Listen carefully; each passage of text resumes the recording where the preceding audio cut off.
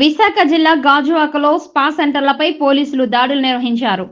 ఈ దాడుల్లో 3 spa సెంటర్లపై case నమోదు చేశారు. 15 మంది యువతలు, 7 నిర్వాహకులను అదుపులోనికి తీసుకున్న గాజువాక పోలీసులు యువతలను పెందుర్తి దగ్గర ఉన్న హోంకు తరలించినట్లుగా సమాచారం.